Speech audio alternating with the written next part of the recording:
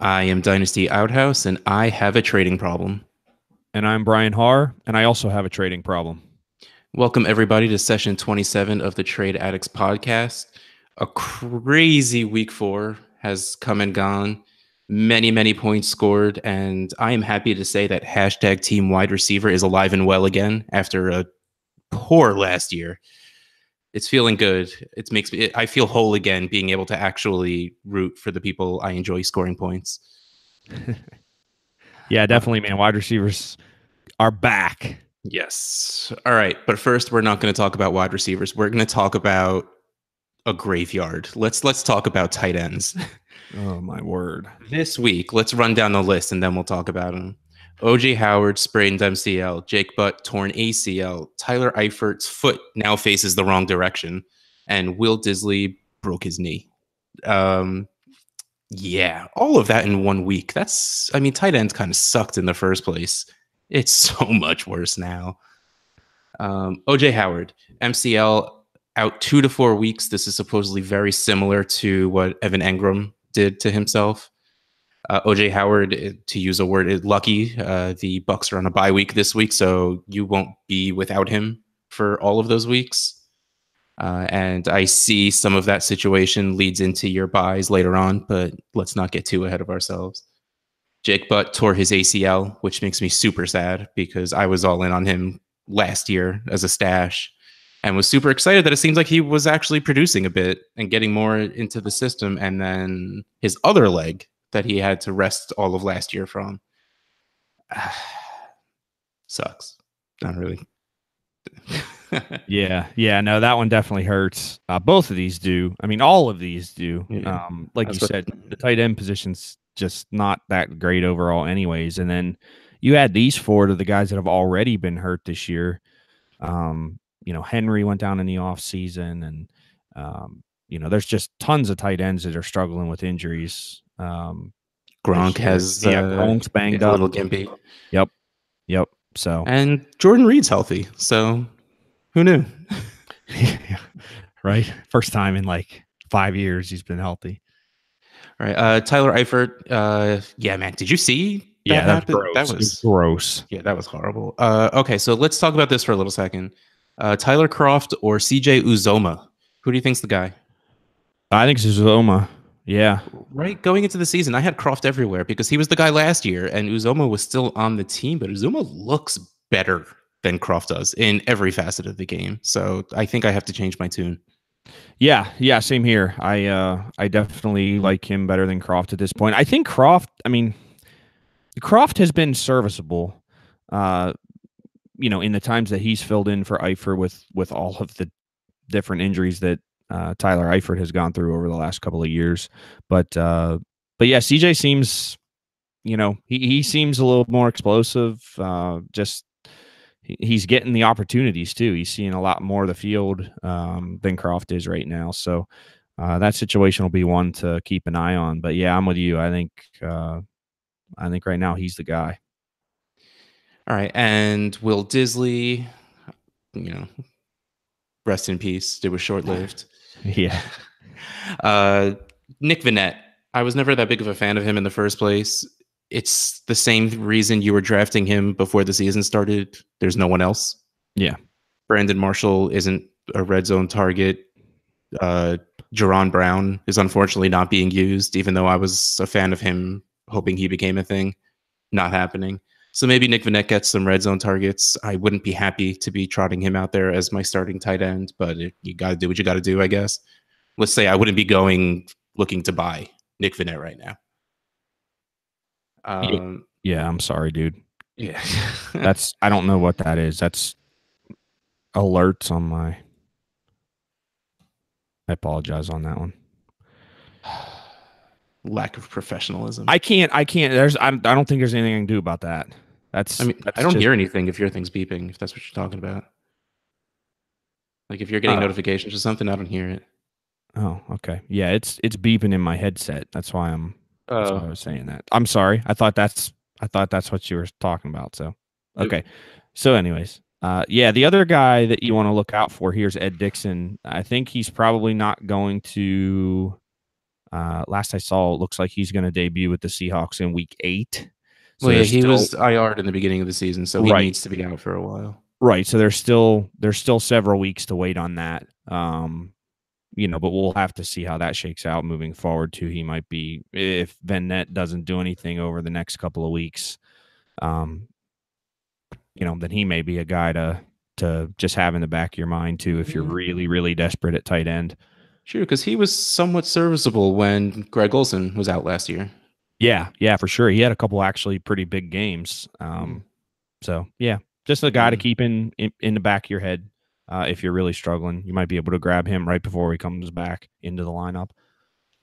All right, so let's get away from the doldrums of fading tight ends and let's talk about Ronald Jones is in the NFL and active and played football and just did nothing great. I believe it was 10 rushes for 29 yards, which, I mean, people, I don't know if we were disillusioned into thinking that Tampa Bay was a great landing spot for running backs because Tampa Bay, it's just they don't know how to run the ball. So, and they can't run the ball. That didn't change even for people that were high on Jones, which I wasn't. Maybe they thought he was a special guy that could do it anyway, but I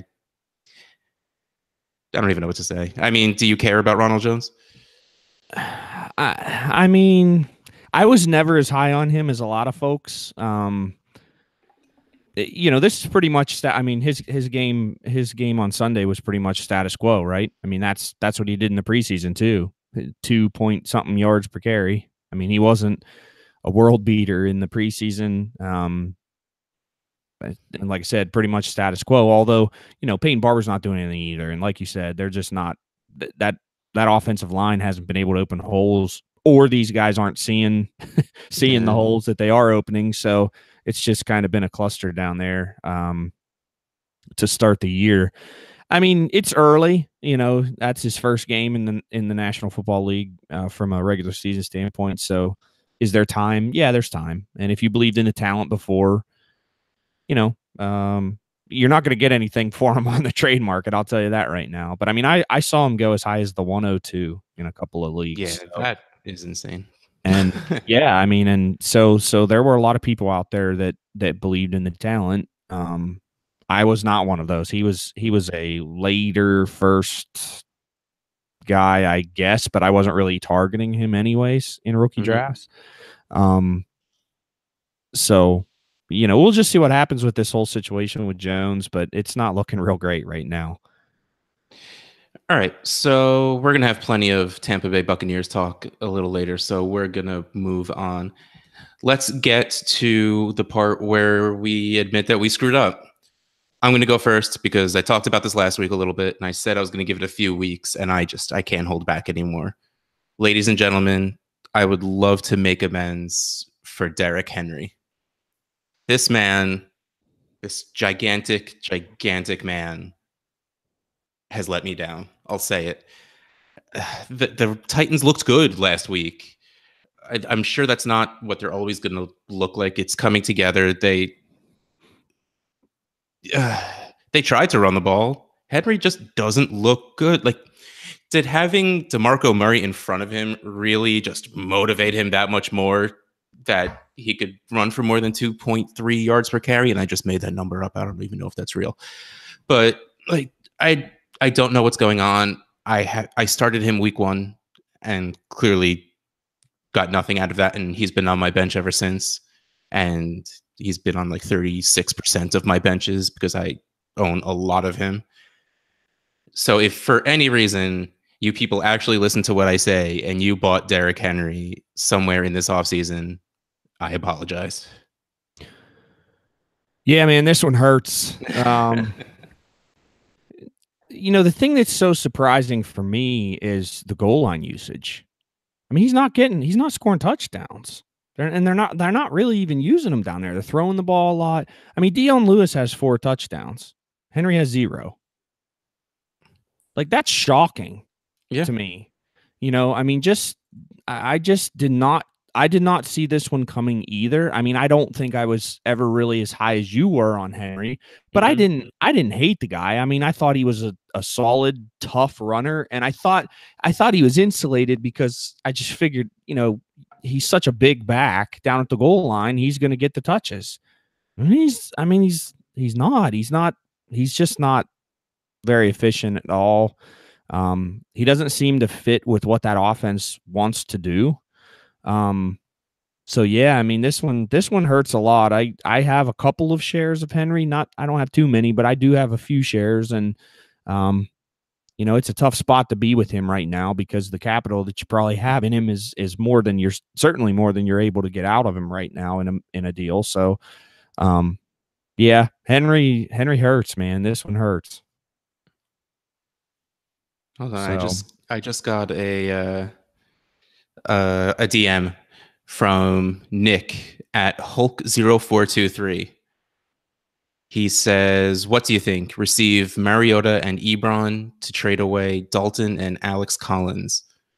I just replied with the two emojis with the hearts for eyes because he's asking if I think he should go receive Mariota and Ebron. I mean, yeah, those are two of your boys. yeah. Uh, Who is he sending? totally Collins and who? do that, Dalton. So Yeah, I'd we'll do talk that. about that later. Yeah. Foreshadow. Yeah.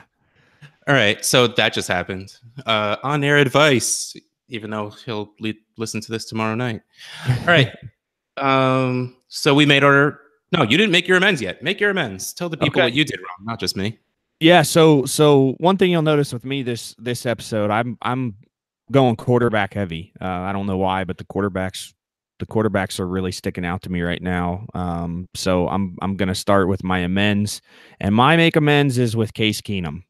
I remember in our bold take show, I had Keenum doing well enough this season that the Broncos were going to extend him at the end of the Mm-hmm. year, and then he would end up being third all time in Denver passing history or something crazy like that. Keenum has not looked good in Denver. I'm not sure exactly what the problem is. I mean, he has some weapons. The emergence of those two running backs who are both performing pretty well. And Sanders and Thomas, Cortland Sutton. I mean, they have weapons there. But Keenum just has not looked good. And even when guys are open, he's missing them. He's just not looking like the Case Keenum of last year in Minnesota. And maybe that speaks to the Minnesota weapons. We talk about Kirk Cousins a lot, and what was he going to do coming from Washington, where he never really had really great weapons, to a team that supposedly did. And it looks like, I mean, Cousins has been pretty good overall. So, it looks like Keenum is missing Diggs and Thielen and Rudolph and that whole crew. So, he just hasn't looked himself in Denver, and I hope that turns around. But for those of you who took that and ran and went out and got Keenum and stuff, sorry about that. He has not performed up to what I thought he was going to do. So, Yeah, it's strange. You thought, if anything, he'd be a decent game manager in a system that loves running that bubble screen to DT, and every once in a while close your eyes and throw as far as you can for Emmanuel Sanders to catch up to. He's not looking great. And maybe it's also because the run game is pretty not great also. I don't know. It's strange. I'm trying to see, man, I'm scrolling really far down. I'm trying to scroll to see how far down in the QB rankings Case Keenum is. He is quarterback 23 in the trade addicts leagues. I mean, I don't think either of us assumed he'd be a quarterback one, but I don't think we either thought it would be quarterback 23. right. All right. Well, I'm glad that you were able to admit that you were wrong, because ever since the first time I brought this up, you're like, nah, man, I don't make mistakes. I feel a little better every time you admit one. That was a joke, bud. You said it with a lot of confidence. I don't know. Oh boy. All right, so let's jump into the main segment. This is the main event. Main event. That didn't really work. I'll just let you do it from No. now on. I tried to spice it up. It didn't work. All right. So keep trade buys for week 4. All right. Well, we just talked about a quarterback, so we're not going to jump into 3 more. So 4 more. Man, I'm going to go first then. All right. So my keep for the week is Alshon Jeffrey. Now, one of my mini amends is I kind of wish I put Alshon as my buy last week because you should have bought him last week. I tried to buy him in a place or two where I'm contending last week because he's good. And I think it was Travis when he was on with the bold takes where he talked about Alshon pretty much extrapolating out to being a wide receiver 1 when he's healthy with Wentz. And he came back and did not miss a beat. I thought it would take a little bit for them to get back on track. It did not. So I'm not selling Alshon right now on a team that's competing unless someone pays me wide receiver. Well, we'll say top 15 wide receiver money. And I don't think anyone's actually going to do that. But if they do, more power to you. My trade away is James Conner. I think I'm just kind of out on Conner. And maybe it's even just being out on the Steelers using a running back that isn't Le'Veon Bell like Le'Veon Bell. Week 1 seems like it was going to be nice. 2, 3, 4, not so much. He's okay as a player. He's doing all right. And even that, if we assume that he's going to be the running back going forward after this year, either they're bringing someone else in to be a receiving kind of guy, or they're just still going to not use Conner the way we're used to the Steelers using the running back. And maybe it's just because Todd Haley's gone. I mean, it is a Todd Haley thing to run a running back into the ground and just to use the one guy, no less. So I'm kind of out on James Conner. And fellow trade addict at fantasy_MN, my boy Neil, he said he traded James Conner for Aaron Jones. Now, he said he did this in redraft, but I still want to talk about that like this is dynasty. I'd be completely good with this. I know at one point people were trying to sell Conner for the world, but I think this is the reality of where we are now. Once you're done choking on your beer, what do you think of this one? It's allergies, bro. Uh-huh. So this one's tough. So I agree with selling Conner at the moment. That offensive line just they're first of all, the Steelers are behind by 3 touchdowns before anything is happening on the ground. Yep. I mean, it's ridiculous. Their defense is terrible. Absolutely terrible. It's the worst defense Pittsburgh has had in 10 years. Easy, and it pisses me off. Yeah, I get especially because they're the Steelers. I get that. Yeah. So but yeah, I mean, James Conner, he hasn't been as bad as the last 2 weeks. He was never as good as the first 2 weeks. So, can he be a starter in the NFL? Yes. Can he be Le'Veon Bell? No, he can't. And I think, the course of these first 4 weeks has shown that he's not the same type of player that Bell is. And I don't think anyone was thinking that per se. I just think that they were thinking, well, that offense is so explosive that Conner, even if he's not the same level of athlete, he's still going to get, that offense is going to lift him up. And that hasn't happened, especially over the last couple of weeks. See, for me, this one's tough because I love Aaron Jones. Always have. I literally think this guy, if he ever gets an opportunity to be the feature back in Green Bay, look out. Look out. Like we're talking, first to second round startup pick, in my opinion, if he ever really gets a chance to be the feature back in that backfield.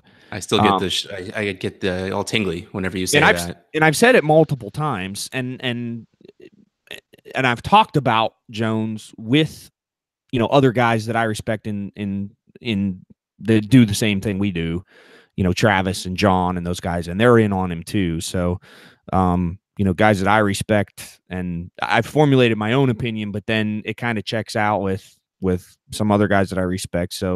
Um, so that one's tough for me because, I mean, currently, as we sit here today on a Wednesday evening, it happens to be in early October, this deal probably makes sense. It's probably decent value, I guess, on either side. But I just see, I mean, I've never seen James Conner being the type of back that I can see Aaron Jones being if he ever gets the opportunity to be that guy. So, um, so I'm not sure if did he ship Conner for Jones? Yeah. Yeah, I like that. Yeah. I mean, redraft and dynasty. I think I'm all for this. Yep, I like it. He looked good last week. I mean, I don't know if you watched Yeah, that game, again, but he looked. I didn't get to see it, but the dude's talented. I mean, that was never really in question. I mean, I think especially after week one, we were excited to think that maybe either A, you don't need to be Le'Veon Bell to be Le'Veon Bell in the Steelers offense, kind of like D'Angelo, Mhm. or B, he just was that good and the Steelers running game isn't going to miss a beat. And neither of those things turned out to be true. He's good. He's not Lev, and the Steelers offense, Steelers in general, are in a very weird place right now. So, I mean, I'm fine having all of my Steelers shares be Roethlisberger and pass catchers. I don't think I need any of the running backs. Yeah, for All sure, for sure. right, cool. So let's get into my buys. And my first one is, I mean, all right. Odell Beckham is still awesome. He's not scoring touchdowns. I get it. Those are the sexy things to do. All right. He's scoring 12 points a game every once in a while in between his 29 points. People are acting like Odell is trash now. I won't call it an argument because we were, laughing with each other, but we got into a somewhat heated debate on Twitter. Not we, me and some other guy, about comparing Alshon's value to Odell Beckham. And like the amount of like people fainting gifs I sent every time he said something made me almost faint.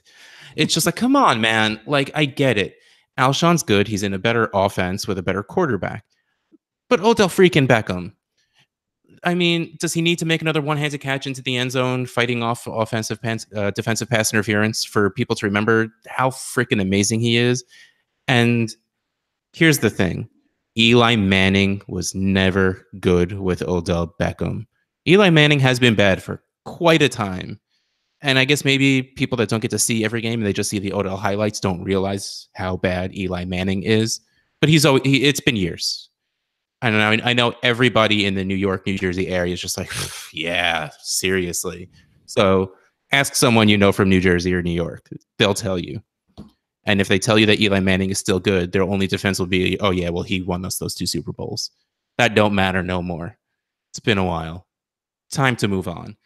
So go buy Odell Beckham if you're dealing in a league with one of these crazy people, because some of the offers I've been getting and some of the things I've been seeing online, people are treating Odell like he's like a second round startup. And that's insane. I get people having Gurley 101. I get people having Nuke above Odell. So, okay, we can talk between fantasy Dynasty 101 and 104 if you really need to. But if we're talking someone thinking he's a bottom of the first, middle of the second startup, craziness. Yeah, I agree with that 100%. I mean, anybody who thinks Alshon Jeffrey is more valuable than Odell Beckham, really, I mean, that's pretty out there, in my opinion. I mean, honestly, if you look at his statistics so far this year, he's on pace for 124 catches. I'll take it. That would be a career high. Yeah, absolutely. For 1,324 yards, which is right in line with what he's done each of the first 3 seasons before last year where he injured the ankle. Mm-hmm. And 12 touchdowns, which would also be right in line with what he's done every single year he's been in the league. So I don't get that at all as far as why people are down on him. I really don't. I mean, that doesn't make any sense at all to me.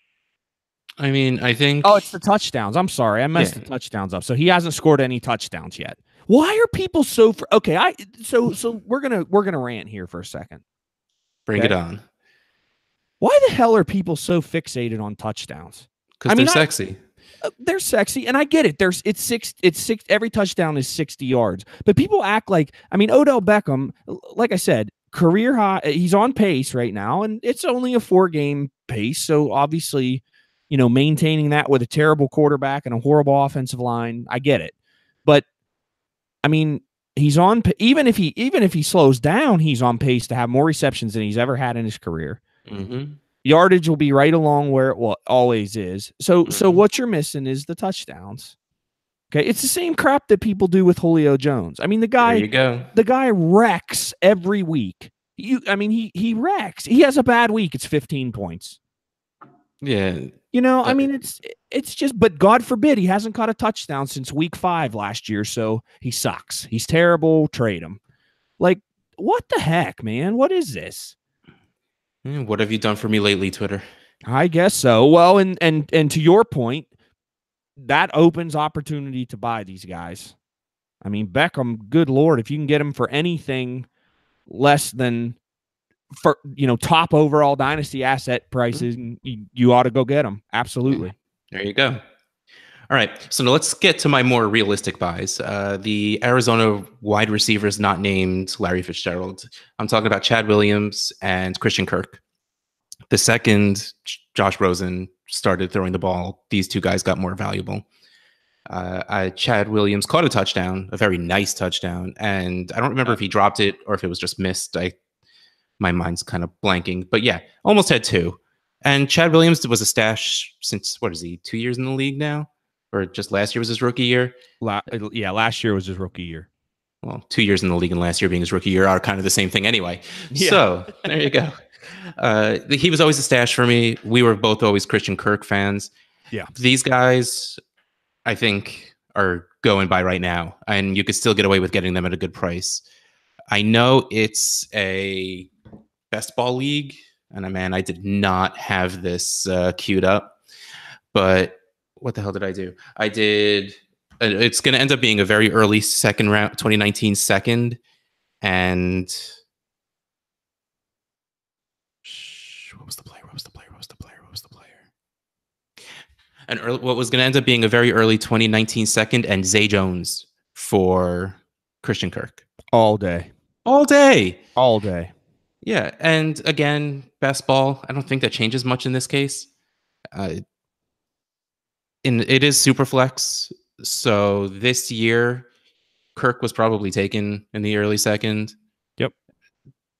And Zay Jones is on Buffalo, who's awful. If you can go and get who's going to be a very serviceable wide receiver this year and probably be the future of that franchise, wide receivers. Easy. Go do that. And Chad Williams is electric. He's one of those freak athlete guys, super fast, super big, I was about to say super handsome, but I don't really know what he looks like. But these guys, the offense looked good. And that's weird because Mike McCoy is still calling plays. He's got a really cool haircut. Does he? Nice. Yeah. I don't know what to call that, but yeah, it's cool. Rocking. Anyways, go look it up, everybody.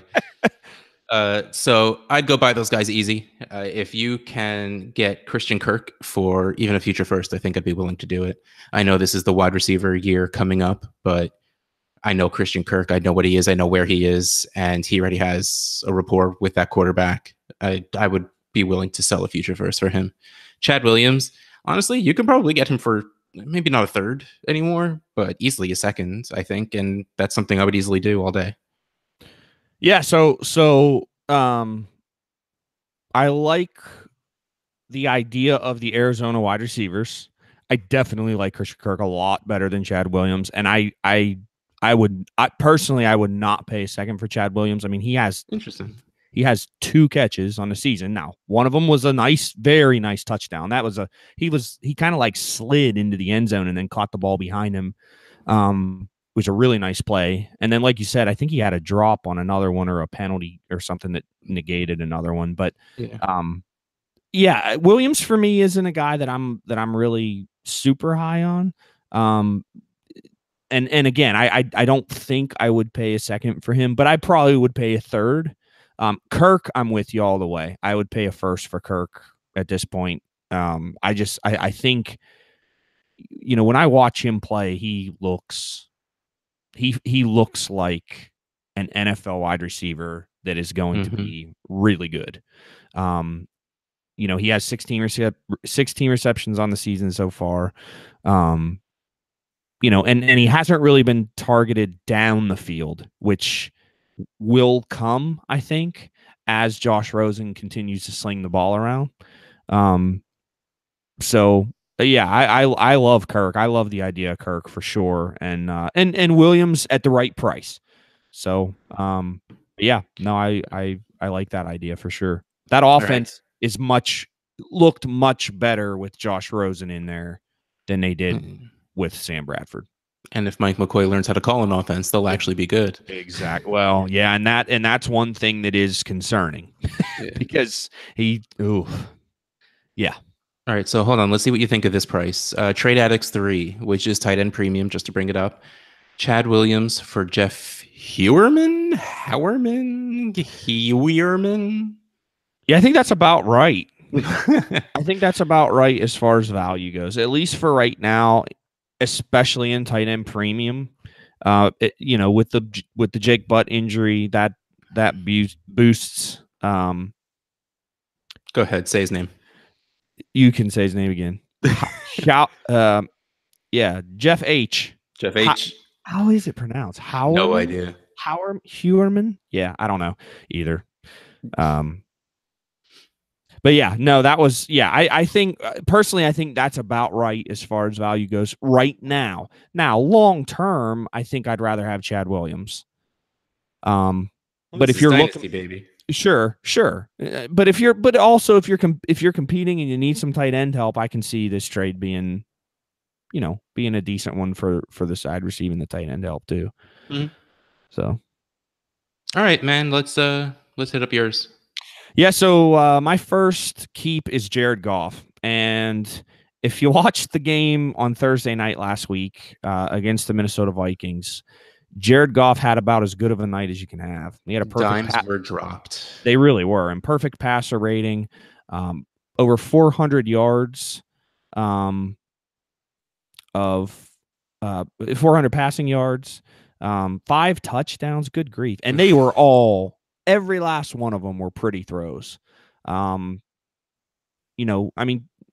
if you're looking for flaws, you could say, oh, well, Cooper Kupp was on a linebacker. Watch where Goff put that ball. Oh, no. Yeah, I mean, he was sprinting at full speed and did not take he didn't have to change his trajectory at all. I mean, that ball was perfectly placed. The throw that he made to Kupp on the second touchdown, he rolled out to the right side and fired it to the right corner, that's one of the prettiest throws I've seen in a long time. I mean, that was a beautiful pass, just right on the money. Dropped it in over the, he had enough arm strength to throw the ball on the run, kind of across his body to the back corner. It was perfectly placed, and it had enough touch on it that it made it over 2 defenders. So really pretty pass there. The Gurley pass on the first one, that was a pretty pass as well up the seam. Goff looked money all night, and this is several really, really solid performances in a row. So that's why I have Goff as my keep. I'll give a little shout out. Bobby Koch, a good buddy of ours. He wrote an article for DLF back in like April, saying about Jared Goff being a top 5 quarterback. And I remember at the time thinking, ooh, that's pretty bold. It's really not that bold at this point. I mean, he's young, he's studly, he's with McVay for the foreseeable future, with all those wide receiving weapons, a great running game, a solid defense. I mean, that team is really good, and that offense is really explosive. So Jared Goff is my keep. And then as far as trade goes, the two guys that I'm looking to move in leagues, I actually don't have too many shares of either of these guys. But if I did, Mhm. the two guys I'd be looking to move are Andy Dalton and Joe Flacco, two AFC North quarterbacks. Um, Hater. hey, here's the deal. Both of them are having great seasons. They Mhm. really are. Both of them are performing, are well outperforming their draft spots in leagues, in dynasty leagues, Mhm. and super flex leagues too. Quarterbacks obviously always hold more value in super flex leagues. So these are, and the trade addicts leagues are all super flex leagues. So Mhm. that's what we talk about here. Um, but these are both guys that I'm not confident long term, that these guys are going to maintain this form. I would say especially Joe Flacco. He's not Um, going to maintain his job long term. right.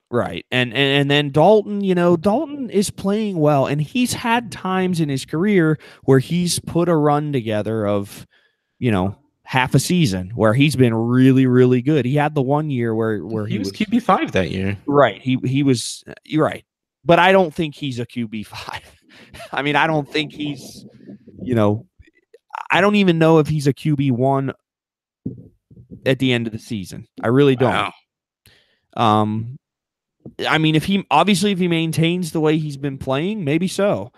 I just can't see him maintaining that. His career history says he won't maintain that. So, I mean, I do like Dalton better than Flacco for sure. But these are both guys that I would look to capitalize on, um, the current value, because they're both guys that are performing really, really well. Again, higher than expected. Mhm. So they're both guys that I'm trying to flip. Yeah.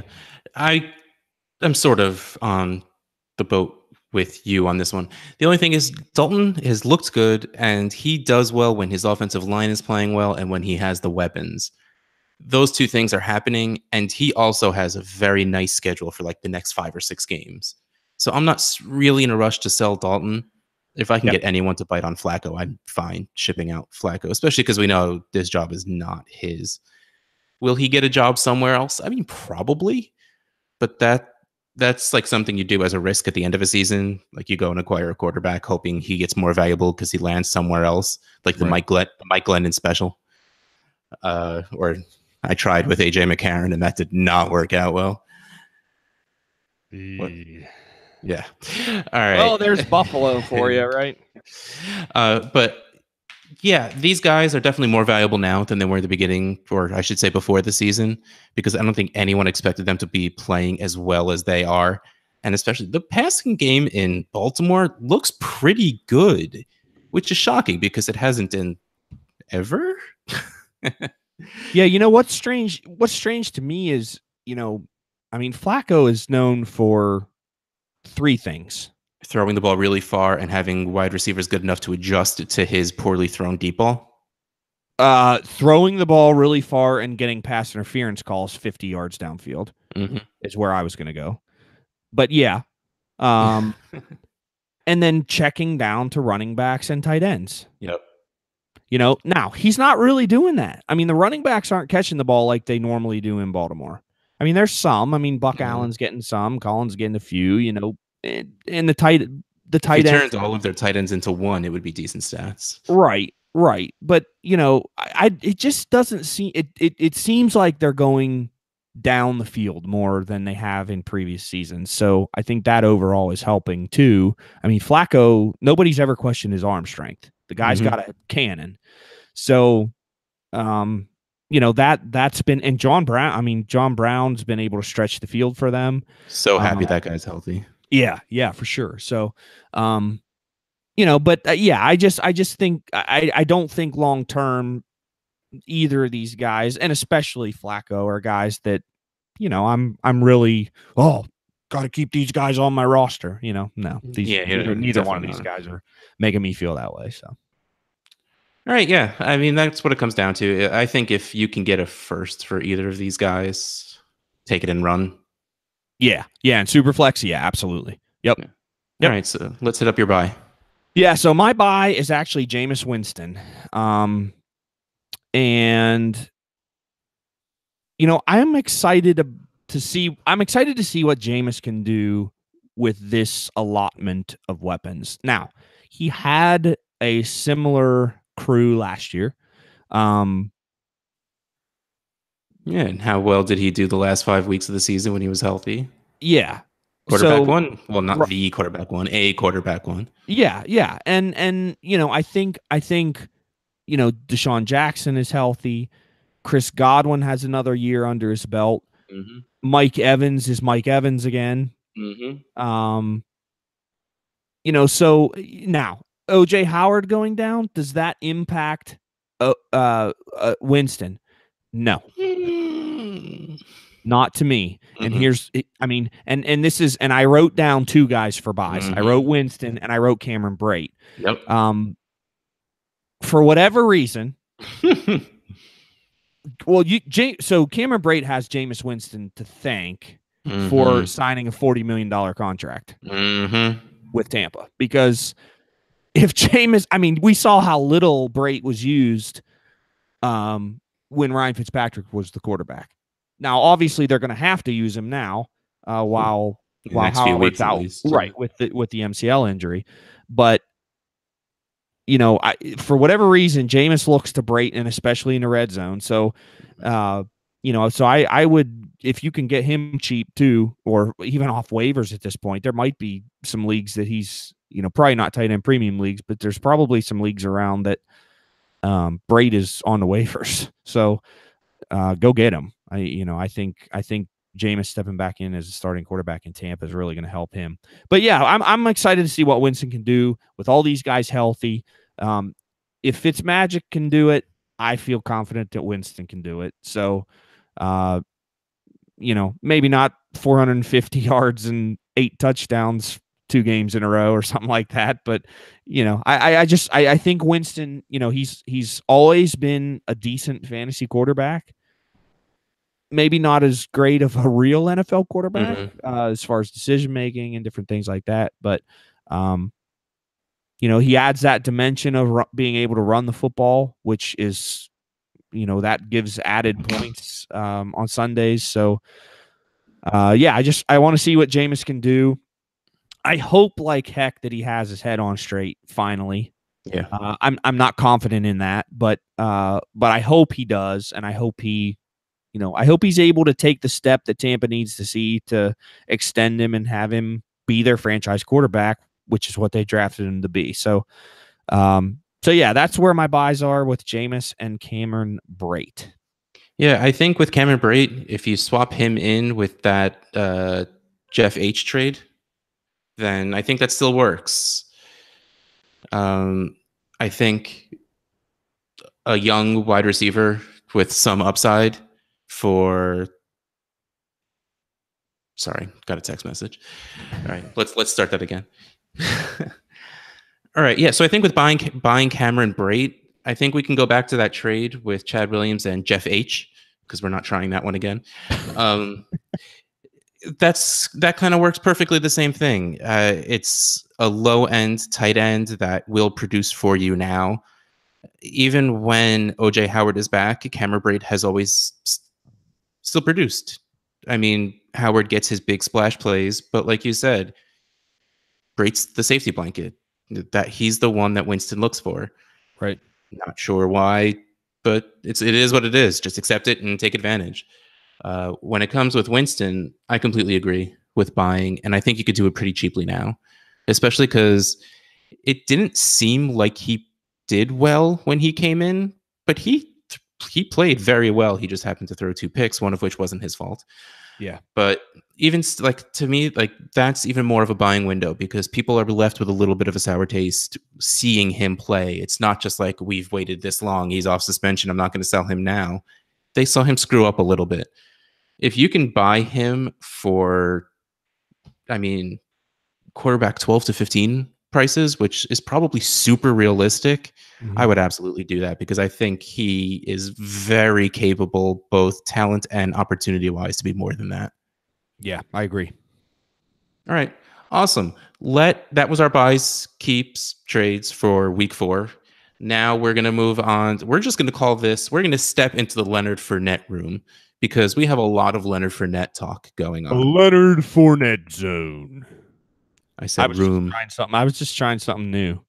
I like it every time you do that. You should just do the whole podcast in that voice. By Jameis Winston and Cameron Brate. Oh, word. I added that go to the end of that because I felt more epic. Oh, that's good stuff. All right. So Leonard Fournette his value is all over the place right now. Yeah. And it's all pretty much tied to his health. I think everyone realizes when he's healthy, the dude is a beast. You just don't yawn. You're making me yawn. Apologies. It's been a long day. So, yeah. All right. Leonard Fournette. I saw someone even asked this on Twitter, like what they thought his value was. Yeah. Now, if you're in the Twitter poll circle that goes on, Chris D. Wright II at Mr_get_right, WRIGHT, is all up in your timeline. This dude is a poll master right now. And it was one of his polls, I believe, where he replied to a poll asking what Leonard Fournette's value was. And he still thinks Fournette is worth a couple of firsts. We'll assume he meant 2. And he said, if you find a guy that's frustrated, a first and a second will get it done. Yep. I replied, I don't think you're finding anyone willing to spend more than a first and a second. So I literally offered that trade today. First and a second? Yep. I offered a first and a second for Leonard Fournette, and it was declined 3.5 minutes later with no counter. Wow. All right. Well, let's talk about what we did. We have a podcasters league we're in, run by the Gut Check Dynasty guys. Shout out. It's been a while. I used to shout them out like every episode at the beginning of this show. We traded. We're super heavy at wide receiver in that league, and our running backs were Devontae Freeman, Mark Ingram, and that's about it. Which means we had no running backs right now. So we traded Adam Thielen and a second for Leonard Fournette. Mm-hmm. Now, this was before this week's worth of games, which means we got to start Leonard Fournette for his 3 points. Yeah. But we did that, and we felt great about it. I still feel good about it. Yeah, Thielen's balling, and that kind of hurts a little bit. But A, we won this week, so I still feel good. Mm-hmm. And 2, I think Fournette is still mid-second round startup valuation. Yeah, so Ryan McDowell tweets out the early mocks for the month of October, and I think he was 13th overall in those. Now, that was before this week, so that was back when we had acquired him. Was still a bit of an issue before this week anyway. Right. So, do I think that is a little high? Maybe. But he's 23. Mm-hmm. Do soft tissue injuries worry me? Yeah, a little bit. But at the same time, I also think, my guess is he pressed a little, told him he was ready, wants to get out there, be a part of the team, help the team, get his, stats, whatever. And he tweaked it, right? So now it's like, we're shutting you down until you're 100%, and then we'll put you back out there. I mean, he didn't, he missed a couple of games last year, but it wasn't like he missed a ton. He missed 3 games, I think, last year with injuries, and he still had over 1,000 rushing yards and 9 touchdowns, and added 302 passing yards or receiving yards and a touchdown through the air. So, I mean, I don't tend to give up on 23-year-olds that have a stud pedigree and have produced studly numbers in the league already. I mean, last year was his rookie season, and he did that. So, Mm-hmm. Do the injuries concern me? Yeah. Are owners of his frustrated? Absolutely. Mm-hmm. But if you're patient, I think this is a guy to go get right now if you can. If you can get him for, I would say, if you can get him for less than a second round startup value, like even late second value. Do you know what I'm saying? A Mm-hmm. late, so if you can get him around the 20, the value that it would take to get the 24th, 23rd, 24th player So being that's drafted even in like startup. that when you hit that early midish first. Like if, I mean, that's one first. It's better first and a second. I mean, we're talking unless you're willing to give up the 102, which you're probably, who knows if you're willing to do something like that. If you're willing to give up what looks like a mid first and a mid second, again, like we've been saying this whole time, that seems like right. Yeah. And here's the thing too though. If I owned him and I bought him with the 101 or the 102 in a rookie draft Mm-hmm. before last season, I mean, I would also have a hard time selling him for even an early first in next year's draft. You know what I'm saying? So, um, that's why I think the evaluations are all over the place right now, and why people value him. I mean, there's that same thread on Twitter that you're talking about. I mean, there were guys that were, I can't sell them for. I mean, if I could get a bag of potato chips, I'd sell them right now, but I can't get that. And I think that's a little overkill, I mean, that's a little bit of an overreaction. I mean, that's frustrated owners after 4 Mm-hmm. weeks of, you know, subpar production from a guy that they probably drafted to be a stud. But here's the thing.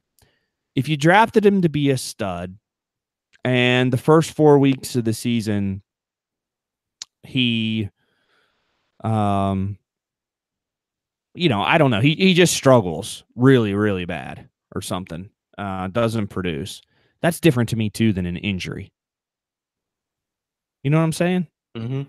I mean, and again, soft tissue injuries are different from major, ACLs and high ankle sprains and all that stuff.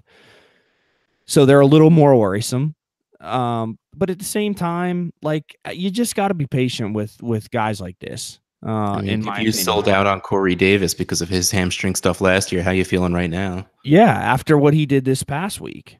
So I mean, it's just I think, this fantasy football in general, whether it's dynasty or whether it's not dynasty, people want immediate success. Mm-hmm. They also want sustained success in dynasty leagues, but they want immediate success too. If you got a guy sitting on your bench and he's not producing because he's, got a hamstring injury, you're pissed, right? So, I mean, take advantage of that. I mean, there are Yeah. guys out there that probably would sell him right now just because they're emotional about it. And it's like, well, if Leonard Fournette would have been in my lineup, I would have, I'd be 3-1 instead of 1-3, or, and take advantage of that and go get the guy because you'll probably be able to get him for less than you normally would. And he's a guy that's going to return to the lineup. Jacksonville's not drafting a running back. Nope. And who's going to take the job? TJ Yeldon? No. Gone Corey this year Grant? anyway. No. I mean, that's his backfield. And they're not Mm-hmm. going to move away from a 23-year-old running back who was a stud last year and happens to be banged up a little bit here to start the season. So that's where I am on it. All right. And we have two trade addicts trades to talk about. And both of them include Leonard Fournette. So let's just jump right into it. Trade Addicts Leagues, 12 teams, Superflex, PPR, tight end premium. I saw you were about to lean into the microphone. Were you going to give me a Trade Addicts trade voice? Trade Addicts trades. Trades. I was going to join in, but I was too late. Yeah, now it's weird. All right, so the first Trade Addicts 2, we have straight up Leonard Fournette for Kirk Cousins. This one actually surprised me a little bit. And it surprised me how even it was on Twitter. This one was 53 to 47 for net to Cousins. At that point, it's even, so whatever. I kind of thought Cousins would run away with this. Yeah, I definitely lean to the Cousins side on this. I mean, you're talking a guy that's been in the top 6 of QBs in each of the last 3 years, and now he's in a better situation and producing at a higher clip than he was previously in Washington. So, I think I would rather have Cousins here. Just again in superflex leagues, these quarterbacks take on enormous values, and to have a top 5 to 7 guy at that position, I See, the think. fun of this one is I think in a startup, Fournette's easily going before Cousins.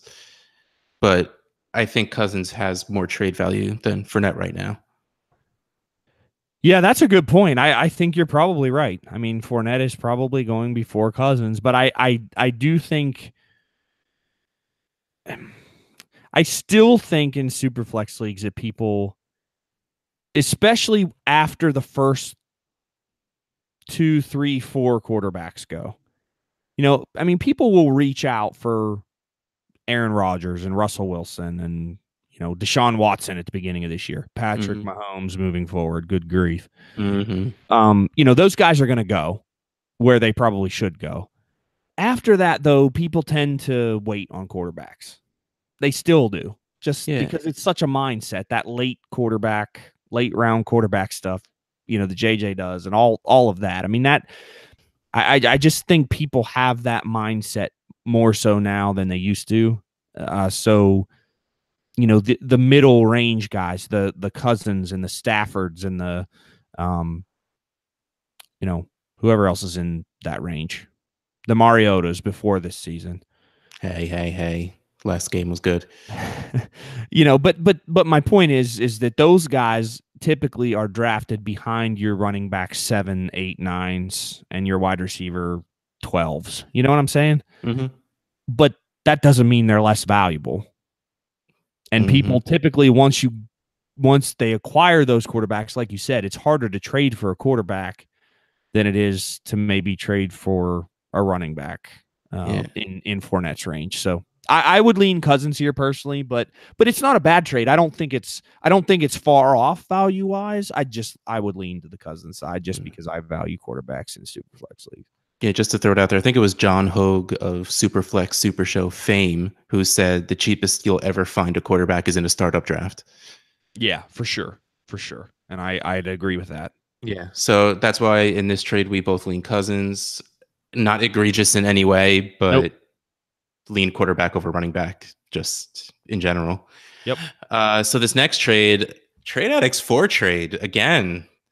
It's like 3 this year. You guys are really just whoo. All right, this one: Emmanuel Sanders, Rob Gronkowski, a 2020 second for Leonard Fournette, Dante Pettis, and a 2019 third. This one, again, was pretty close on Twitter. It was 60% to 40% in favor of the Manny Sanders side. To me, we could just take these picks out because the 19th third and the 2020 second, whatever. So Manny Sanders and Gronk for Leonard Fournette and Dante Pettis. To me, this would be all about team design. Don't give me that crap. But it would. If I was competing, I'd want Gronk right now. Give me Gronk right now, especially in tight end premium. But if I sucked, I'm not going to add a 31, 32-year-old wide receiver and a 29-year-old tight end that has an injury history and wants to retire. He's probably not going to retire, but you know what I'm saying. Yeah. I mean, Gronk is less of a sure thing than he used to be as far as is he going to play next year? Now, is he going to produce when he's on the field? Probably, if he's not injured too badly. But again, for me, this one really is situation. I mean, if I was bad and I knew I was 2 years away, 3 years away, would I rather have at the time I was competing, would I rather have a guy that might be out of the league, Manny Sanders, if he's 34, 35 years old, he might be done. And Gronk, who knows how long he's going to do. Or how long he's going to do. How long he is going to play. Fournette will be 25, 26 years old, and Pettis will be still a puppy. So, so I think value-wise, this is actually even. To me, this is actually a very good trade. I agree. I think it's real close. All right, because you went super narrative street, and I wanted to just make sure we were on the same page of saying the value on this is actually really good. Yeah, and I agree. This is Fournette where he should be valued. This is one of those things where you this is the kind of thing you should send out again, like you said, to throw the narrative in. If you want to get young, go throw Gronk at a winning team, and someone who's frustrated for Fournette because their values aren't super different, especially in tight end premium, and you get 6 years back. So I mean, yeah, I liked this one. It came across, and I was finally happy that a nice, good trade went down in Trade Addicts 4. Yeah, that's awesome. Those guys are starting to move some pieces around. So, I'm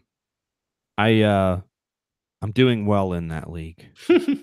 Yeah, I never actually looked to see what the standings actually look like. I always, every once in a while, I take a sneak with my commissioner rights to see what the trade offers out there are like, just to see how they're doing. Yeah, that league's been a lot of fun for me so far. There's a long way to go. Obviously, we're only a third of the way through the season, but I think that's my best league so far. I'm outscoring the next closest person by 110 points. What? Yeah. Glad I'm not in that one. So yeah, and that's our boy X, and he's outscoring the next closest person by 80 points. So I'm 180 points clear of the third highest point total person. Yeah. Dude, TA4, get your stuff together, man. It's been shocking to me. I didn't really expect that going in, but I've gotten some really solid play so far, and I've been lucky that my team so far has been injury free, which has been huge. Yeah, this year. Yeah. Yep. So, but yeah, that's fun. But yeah, Trade Addicts 4. Good job, guys. Keep sending those offers and making moves. It makes our typically Tuesday nights a lot more fun when you do. So, all right. Well, that's the end of our show sheet. So that's the end of our show. We did okay. I always say that it was a good one. We did all right. This, everyone listened to this far, so I guess that's good enough, right?